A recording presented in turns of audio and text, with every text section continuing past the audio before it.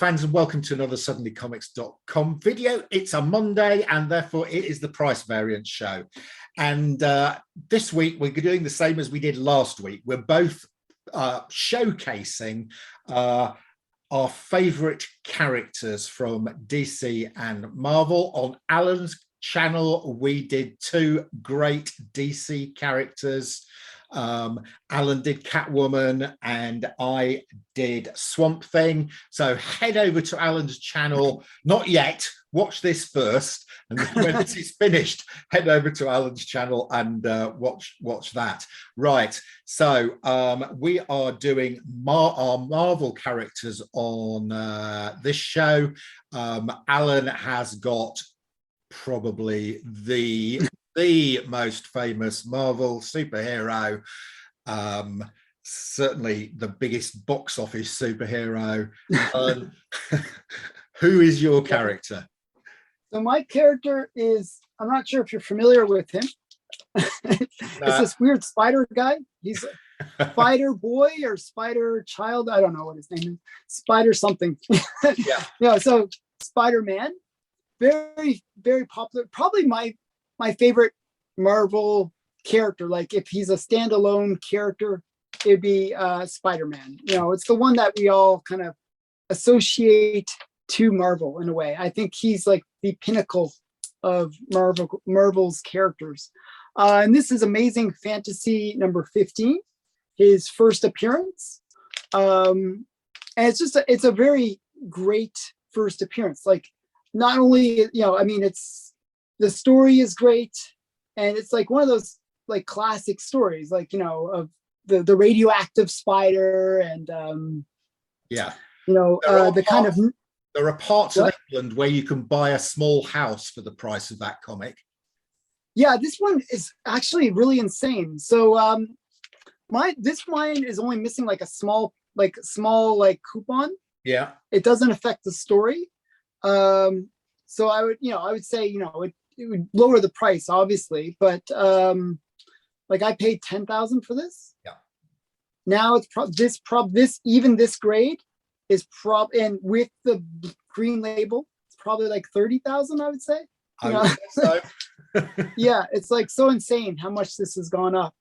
Yeah, I was quite happy to get it. So and it's a very nice one, actually. There's no real, like usually with these this age for Marvel, you get what's called Marvel chipping. Yeah, you do. Where it's really bad.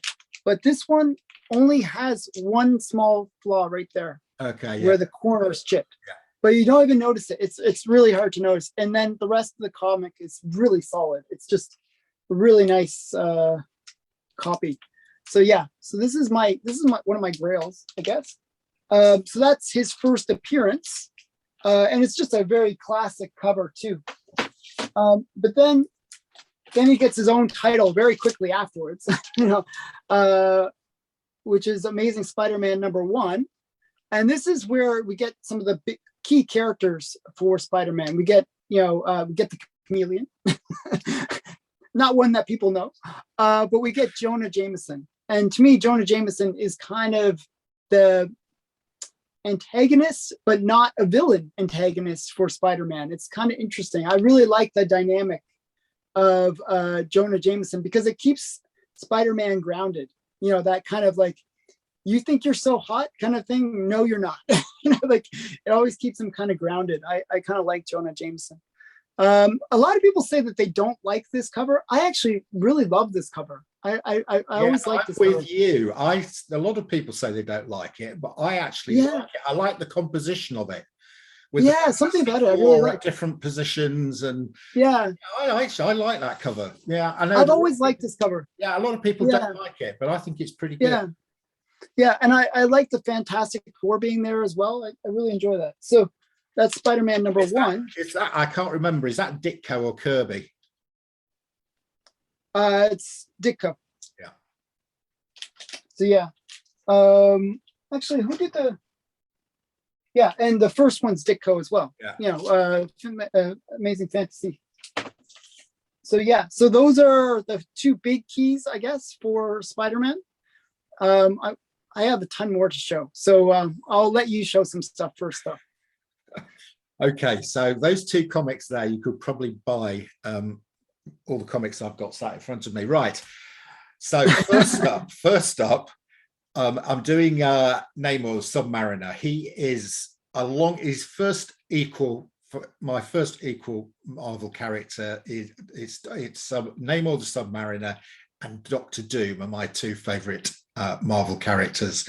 Namor is the first Marvel superhero. Easily. Way back in the 1930s is his first appearance. I have not got that book. I'm never going to get it. There are hardly any of them. However, I do have in front of me the first cover appearance of Namor in Marvel Mystery Comics #4. But wow, yeah, even at a 1.5, that is a $30,000 comic. Mine is better than a 1.5. Mine, I think mine's an 8.0, but unfortunately, mine is a very rare reprint from 1974 from a company called Flashback. These are actually pretty rare. So actually, and what's interesting to note is this: the original of this was produced in 1940. This reprint was 1974, which was 34 years later. So this reprint is currently older now than the original was when this reprint was produced. So, and that's such a great cover. I love that cover. Yeah, and it's I've actually bid on that book. Have you? At auction. Okay. Not even close. Not even close. Not like I was one of the early bids that. Yeah, so not even close. There's only about 10 of them, the originals. And of course, Namor was created to fight the US, the German Navy. During World War II. That was his original purpose. And here we see him on board a U-boat, capturing a German U-boat. Also interesting, of course, we've got Human Torch, who is also one of the oldest Marvel characters. And I hadn't realized, but Kazar is in here as well. So Kazar, I didn't realize. Yeah, Kazar is really early. Not many people know that, but he's a really early character. Until I looked at this cover, I didn't realize he was that early. So he was certainly around in 1940. I thought he was a more modern invention. So we always think that X-Men 10, but that's his more modern. That's his Silver Age appearance. Modern appearance. Yeah. So there we go. So it's a reprint, but I love it to death. I'm never going to get some of these as originals. So getting the reprint. And these ones are really nice. These Flashback reprints, great to get. They're really good quality as well. Right. Next up, we have got Tales to Astonish. Now, Submariner had quite a long run in Tales to Astonish. So he started, Tales to Astonish was one of those titles that sort of highlighted various Marvel characters. And before I'm going to show you is Tales to Astonish 70, which is Submariner and the Hulk. So the first part of the comic, you get a Submariner story, and the second half, you get a Hulk story. In the previous to this, it was Giant Man and the Hulk. So here we go, Tales to Astonish 70. This is a really nice book, and it says Prince Namor the Submariner in his own series at last. Well, yeah, it's his own series, but he's got to share a comic with the Hulk. So they there's a sort of Hulk bit down there. So they sort of alternate the covers on this. I'm trying to get this ran from issue 70 through to issue 101, and then they all split up, and Submariner got his own series. Iron Man got it. It was the big premiere issue thing. Yeah. I have it up there. So I'm currently trying to collect Tales to Astonish 70 to 101. I've got about 2/3 of them at the moment. Another really nice Tales to Astonish here. I've just picked out a few nice covers. Nice Namor cover on Tales to Astonish 84. And then after we got to the end of the Tales to Astonish series, there's a pretty interesting comic. I think you've shown this. I know you've got this as well.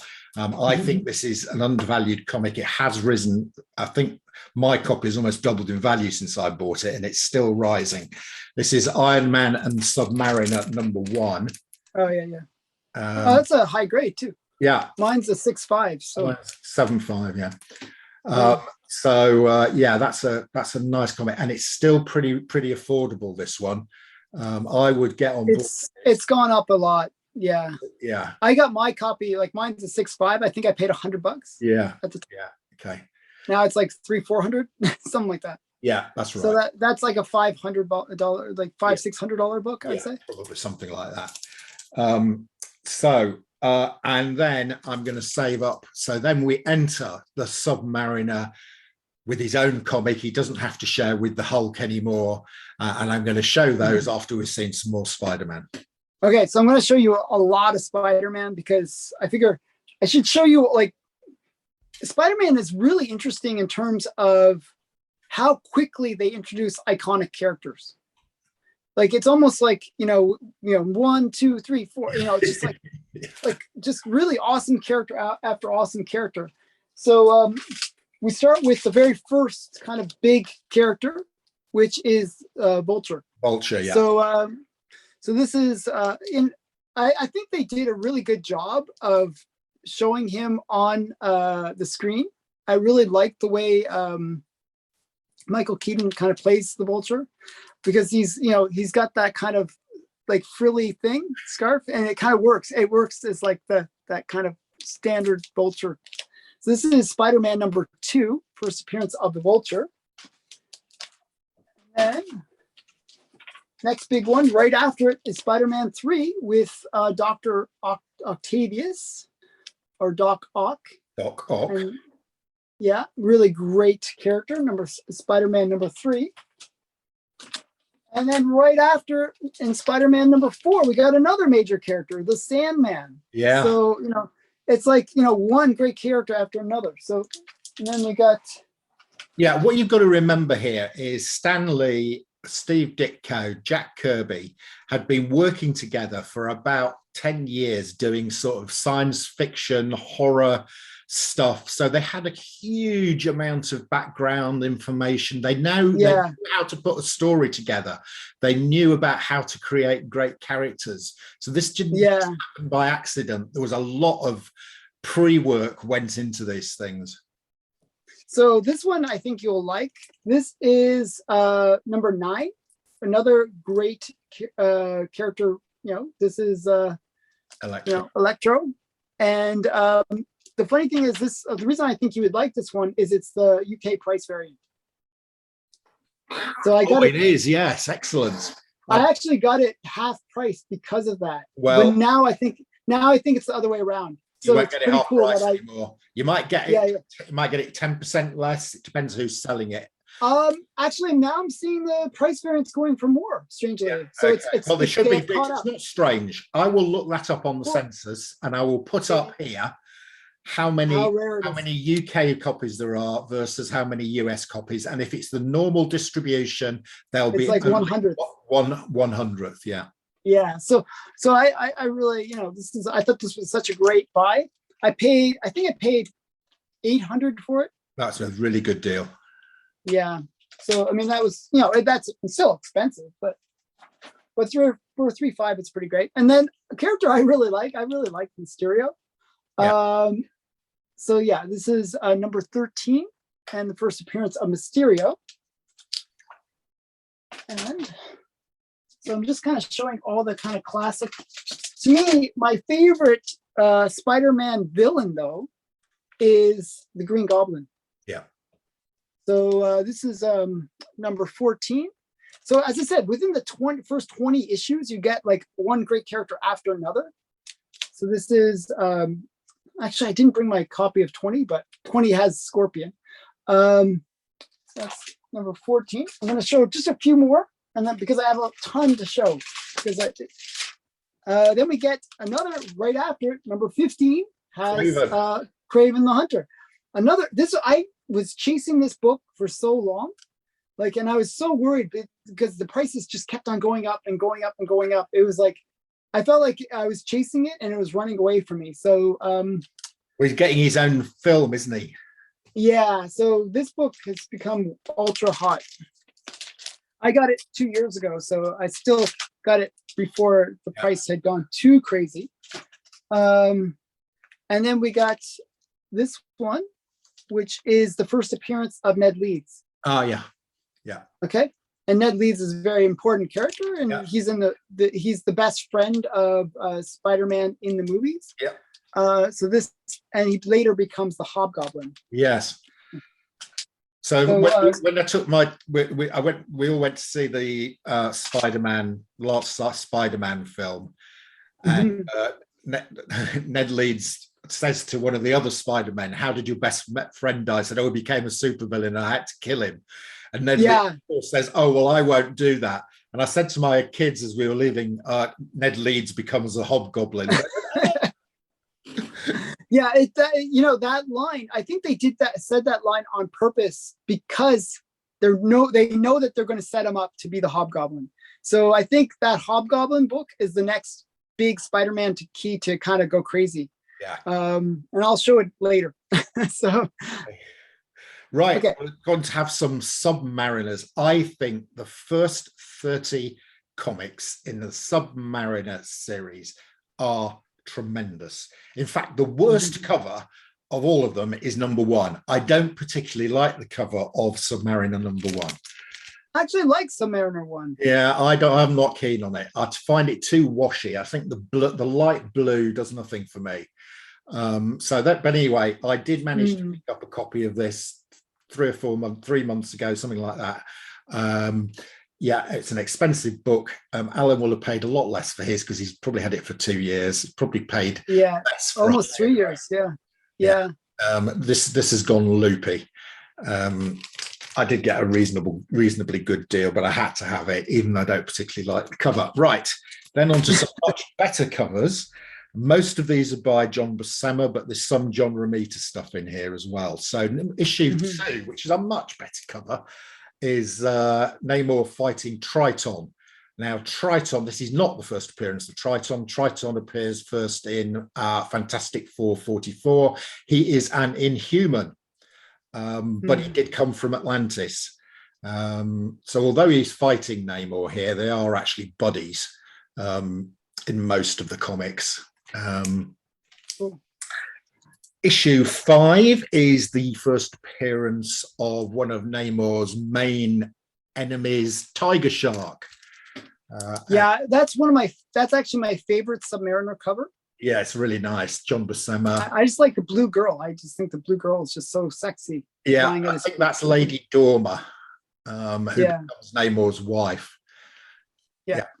And then this next one, I think there's this or one of the other ones. This is another Tiger Shark one. It is fabulous.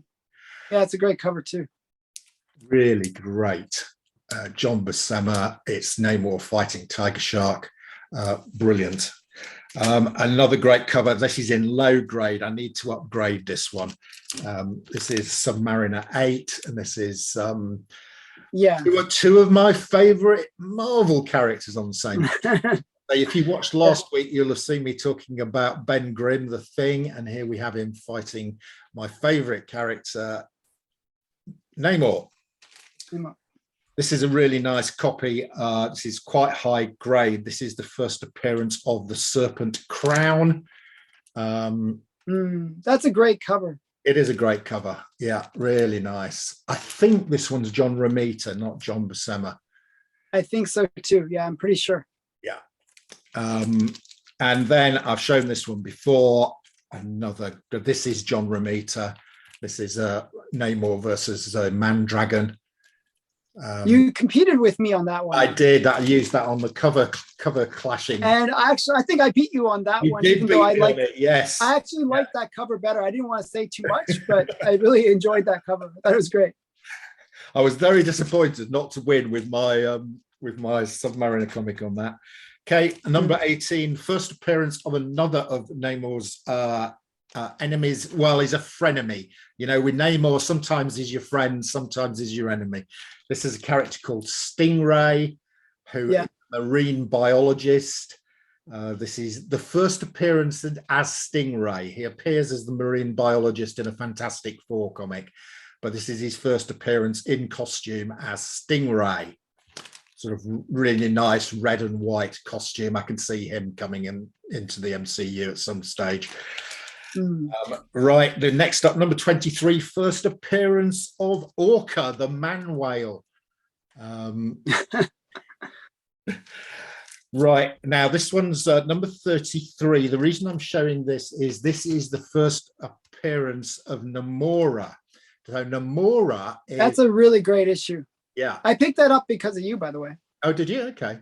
This is the first appearance of Namor, who is Namor's cousin. And we get an interesting story around Namor.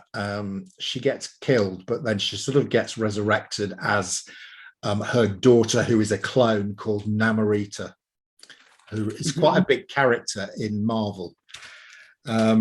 This one's good. This is the wedding of Submariner to Lady Dharma. So where does Lady Dharma make her first appearance? That's a good question. I don't know whether it is that one I showed you earlier. It might have been. I don't know. I need to check that up, actually. I don't know where she makes it. Yeah, that might be a good spec, actually, because I don't think I have it. So that's why. Unfortunately, he gets married in issue 36. And Lady Dharma gets killed in issue 37, so maybe she's not. Well, it was a short wedding. It was a short marriage. They didn't have time to fall out. Till Death Us Do Part wasn't too much work for old Neymar. And then I'm going to show issue 50. We've moved away from John Buscema, John Romita now. I think this is probably Artist Simek. And the reason I'm showing this one is this is a key issue. This is the first appearance of Namorita. Okay, where she gets the Namorita title. Okay. Yeah, yes. So this is the first. She's the clone version of. Correct. She's the clone version of Namora. Says, who am I? This is, so it's and she becomes a major character. She forms the basis of one of the future teams, one of the teams going forward. And of course, she is a huge environmentalist. So she's fighting again, for the environment. So she's quite woke at the moment. Right. So Allan won't like her. Right.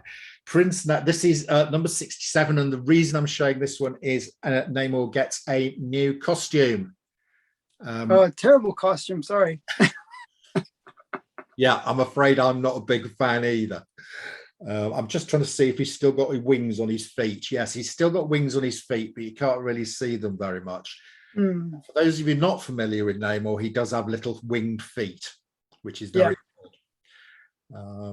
There we go. But he flies, so it makes sense. Yeah, but I can't believe those little flimsy.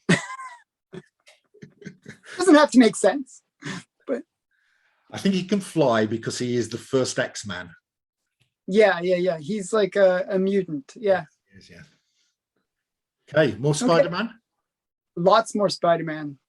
I'm going to overwhelm you with Spider-Man. So I showed kind of like his main villains.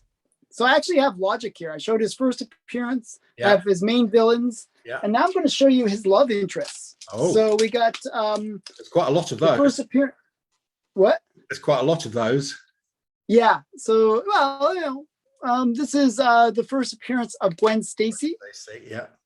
And I really like Gwen Stacy. So and this is another cover people don't like, but I do like it. I don't like it. I actually hate this cover. It's like one of my least favorite Spider-Man covers, actually. I never liked it. I don't know why. It's like, but it's one like I got because it's like got so many first appearances like Norman Osborn and all these. I'm not a big fan of that cover. Sorry, but oh well. And then okay, I got more. Okay, it's in my Raws.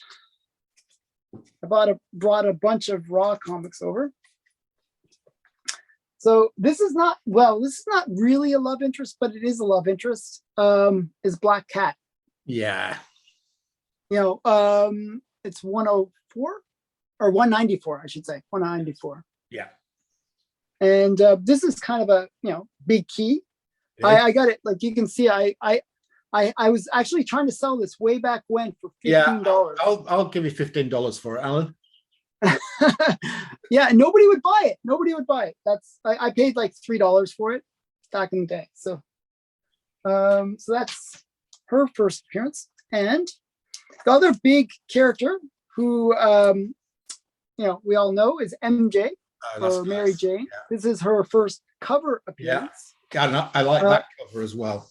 This is one of those ones where MJ is like one of those characters where they kind of hint at for like about 20 different issues. It's like, it's like so annoying. Her first appearance is in multiple things, and then this is kind of where you act like, where you see her on the cover. And then we got, I want to show one more Gwen Stacy one that most people don't realize. This is one of those under the radar keys. This is Spider-Man 61. Yeah, that's her this is the first cover appearance of Gwen Stacy. And a lot of people don't realize this is a big book, and I recommend that one. Now, I kind of want to show some more villains because, what's Spider-Man without his villains? Yeah. So I'm going to show you. I'll grab these ones first. Okay. So I'm going to show you this one, Spider-Man 50. Very nice. So this is, I got this like for $20, just so you know, back in the day. Actually, it was like $40, but they had a half price sale, so I got it for 20. So so this is that was a number of years ago, Alan.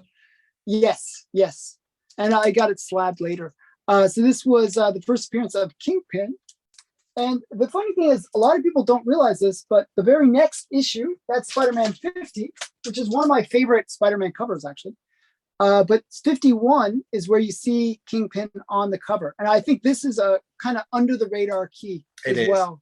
Yeah. It should be a lot more expensive because I think it's a better Kingpin cover. It is, it is. So that's that one. Well, it's the first Kingpin cover. Yeah, it's the first Kingpin cover, and it really shows him though. He's kind of dominating over Spider-Man. Then we got the Punisher, which is another great character. I got this one just at the right time. It spiked after, like seriously spiked after. I think I paid like $300-400 for this. I mean, that's just gone loopy. I mean, that's just gone like Hulk 181. I mean, it's just some reason. Yeah, this is a really pricey book now. Mine's a 5.0. It's one of those. Mine's a 5.0 old label too. So it's probably not even been pressed. The guy said it's not been pressed. So it's like one of those ones where I could probably get like a 6.0 out of it. It is very sharp. Yeah. So that's that one. And then I kind of want to show this one. So Spider-Man went through a bunch of iterations where he had sort of like weird things going on with his body. And this is one of the ones where he has like the multiple limbs, like the, he's like, he's got the 8 limbs, right? Yeah. So it's, spiders. But this is, so this is the first appearance of Morbius 101. And I think it's one of those really interesting covers because you can see all the Spider-Man limbs, which is interesting. And then we got, did I bring it? One sec here. I might not have brought it. One sec here. I want to show another thing that a lot of people hated. They hated this character at the time. This is the Spider clone. Yeah. This is the Scarlet Spider. Yeah. But this book used to be a dollar bin book. Yeah. Now it's quite hot, this book. Yeah. So it's kind of funny. So that's 118, Web of Spider-Man. And then I'm going to show like a bunch of books that are all kind of together. So we got 289 or 98. Yeah. Okay, so we're kind of getting into that Venom stage. So this is where we get a new version of Spider-Man. So we got the black costume. And actually, I think this is the first appearance of Venom. But he makes that Hulk 180 kind of thing, or at the very last thing you see Venom.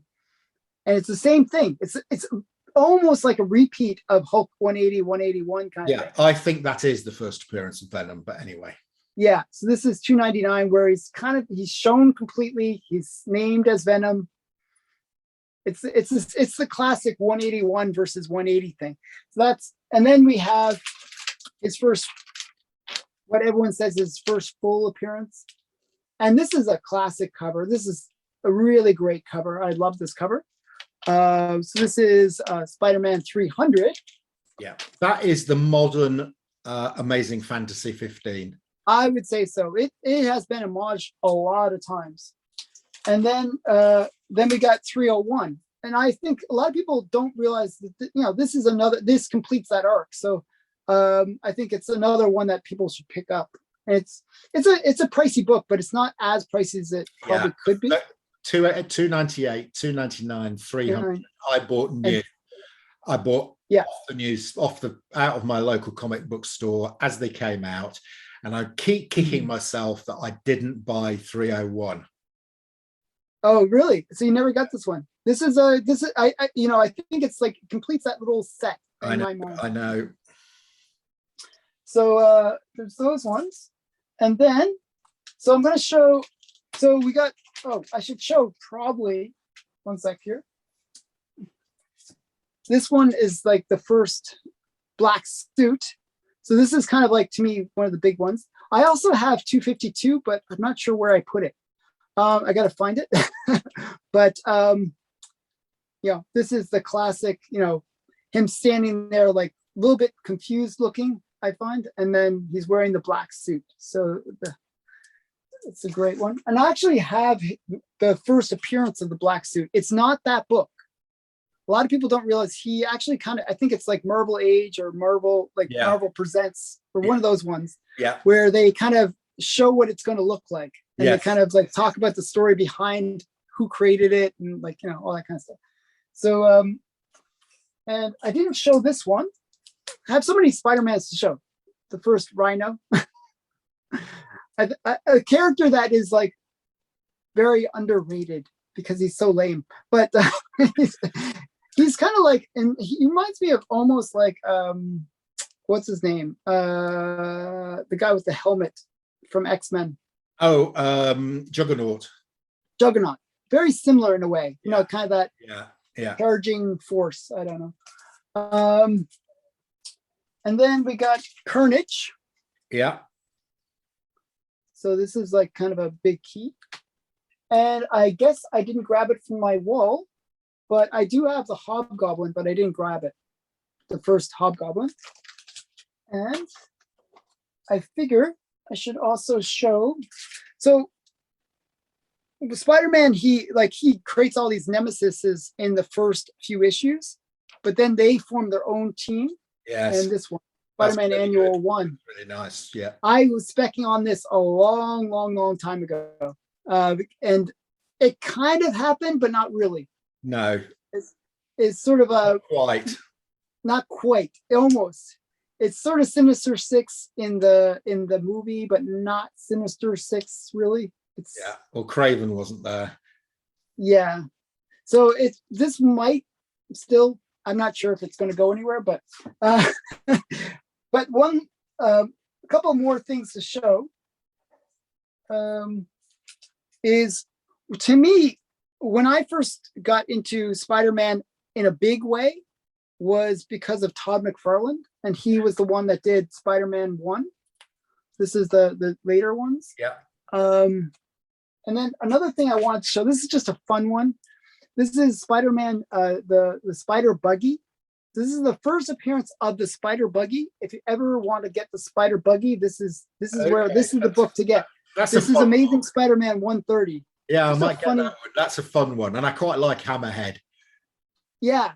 So we got I think it's also the first appearance of Hammerhead as well. So you got a bunch of things in this.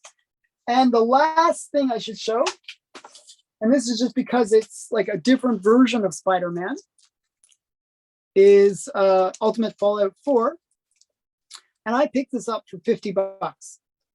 So this was actually, I picked it up after the movie. And For 50 just to bucks. show you how much they've risen after that Spider. The funny thing is, I picked it up after the movie. Nobody, like, it wasn't like an expensive book.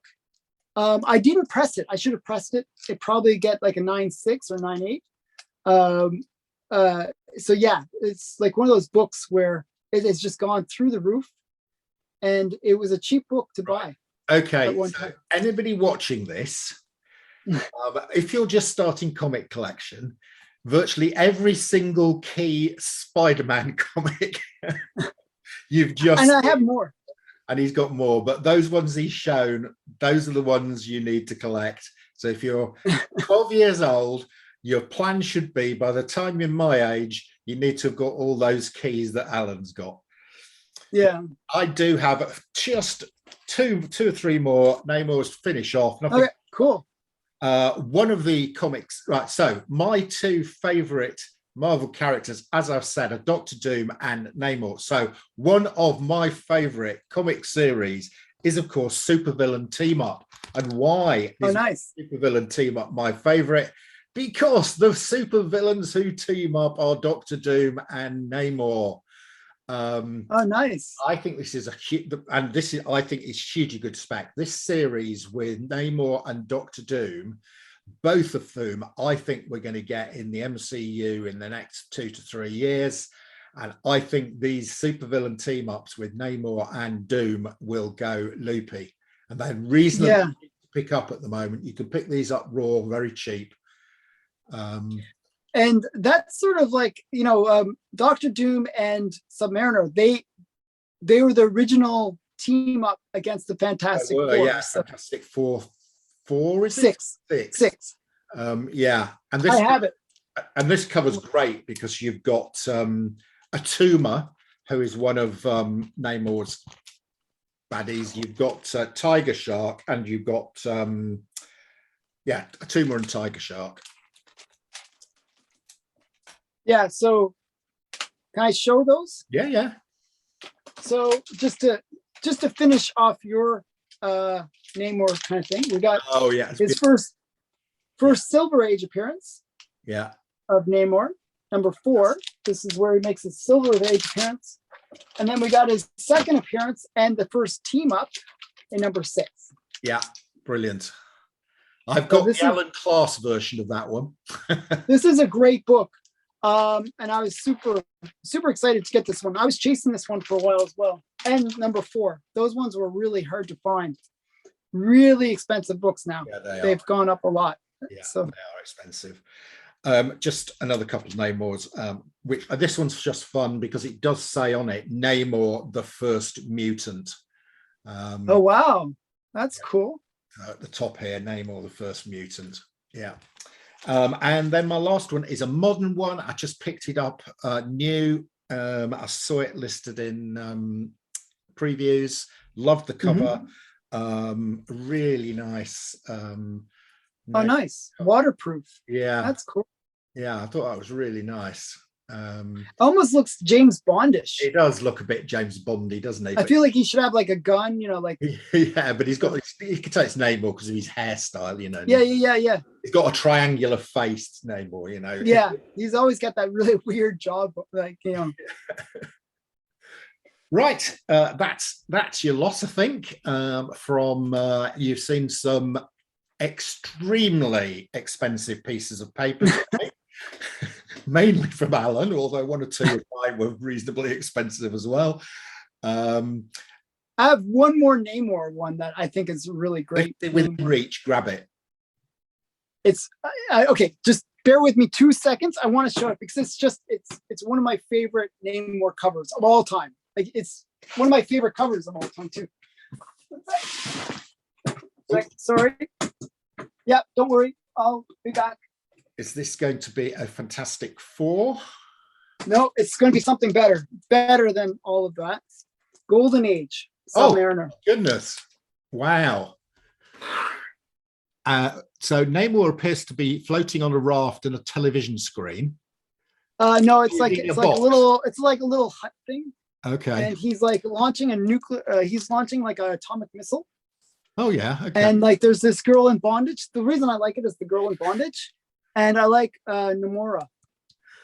Yeah. I think it's just a really great cover. It's one of my favorite covers, actually. Yeah. It's got like so many elements to it. And it's like Namor's being kind of clueless. And that must be late 40s or early 50s. This is 1947. Yeah. So it's nice, golden age Submariner. Very nice. Yeah, it's one of my favorite covers. I was so excited to get this. This is the third appearance of Namora. So it's an early Namora appearance. I like my female characters. So yeah, that's a great one. I'm glad you got that out. Yeah. Okay, Allan, thanks a lot. And as usual, you got better Namor books than me, but anyway. Okay. See you next week. See you next week.